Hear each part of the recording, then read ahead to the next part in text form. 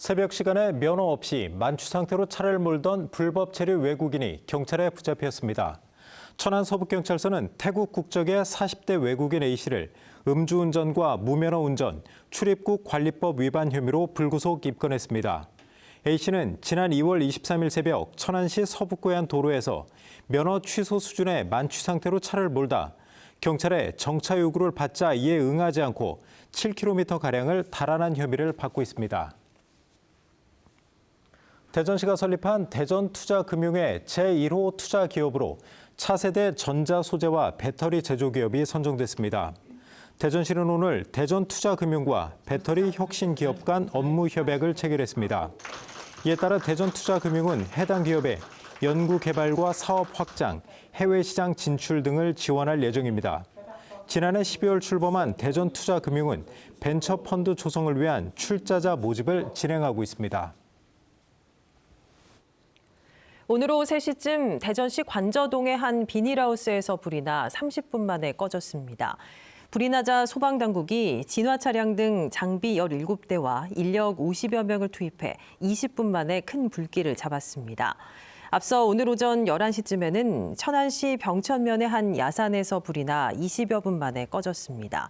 산림당국은 영농 부산물을 태우다 불이 난 것으로 보고 정확한 피해 규모와 화재 원인을 조사하고 있습니다. 대전의 한 초등학교에서 흉기를 휘둘러 8살 김하늘 양을 숨지게 한 교사 명재환이 범행 전 범행 수법을 연구하고 범행을 암시하는 말을 한 것으로 알려졌습니다. 국회 법사위 소속 주진우 의원이 법무부에서 받은 검찰 공소장을 보면 명 씨는 사건 나흘 전 4시간가량 휴대전화로 살인 방법을 검색하고 범행 당일 흉기를 구입한 뒤에도 초등학생 살인 등을 검색한 것으로 조사됐습니다.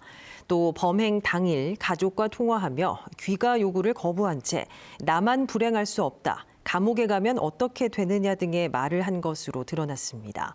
명 씨에 대한 첫 공판은 다음 달 26일 대전지법에서 열립니다.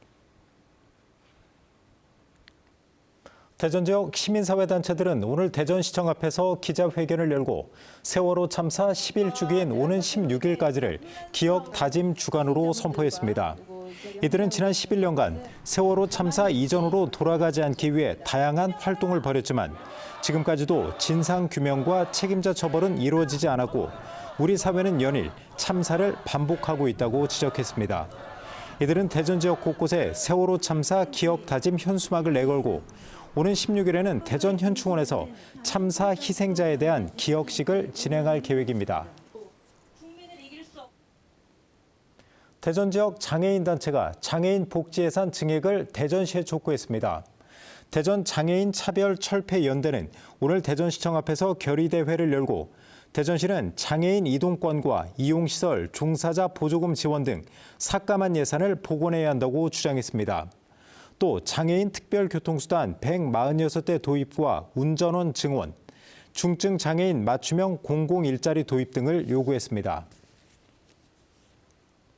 서해에서 조업 중 중상을 입은 외국인 선원이 해경 헬기를 통해 병원으로 긴급 이송됐습니다. 태안해경은 오늘 오전 7시 10분쯤 태안군 경렬비열도 북서방 15해리 지점에서 조업 중이던 어선의 외국인 선원 K씨가 다리가 절단됐다는 신고가 들어와 경비함정과 헬기를 이용해 인천 지역 병원으로 긴급 이송했다고 밝혔습니다. 해경은 선장과 선원을 상대로 정확한 사고 경위를 조사할 예정입니다. 카이스트와 국가과학기술연구회 등이 공동 주최하는 이노베이트 코리아 2025 행사가 오늘 저녁 카이스트 류근철 스포츠 컴플렉스에서 열렸습니다.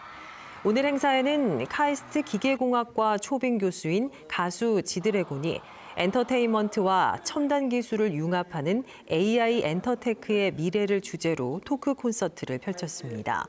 이에 앞서 카이스트와 지드래곤이 참여한 인공지능 엔터테크 기업 갤럭시 코퍼레이션은 카이스트 본원에서 AI 엔터테크 연구센터 현판식을 개최했습니다.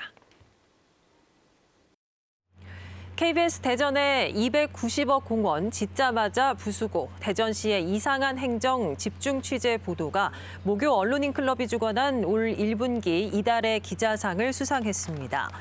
모교 언론인클럽은 오늘 모교 언론인상 시상식을 열고 대전시가 추진한 제2 문화예술 복합단지 조성 사업에 대한 문제점이 KBS 보도를 통해 드러났다며 수상작 선정 이유를 밝혔습니다.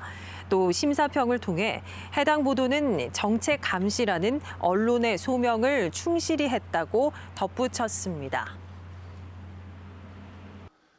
대전과 세종, 충남 지역은 오늘 대체로 맑은 가운데 아침까지 충남 서해안을 중심으로 짙은 안개가 끼는 곳이 있겠습니다.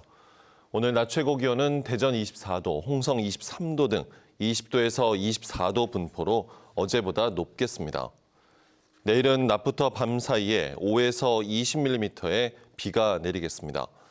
내일 아침 최저 기온은 7도에서 11도, 낮 최고 기온은 18도에서 21도가 되겠습니다. 비가 그친 뒤 모레 아침부터 기온이 큰 폭으로 떨어져 쌀쌀하겠습니다.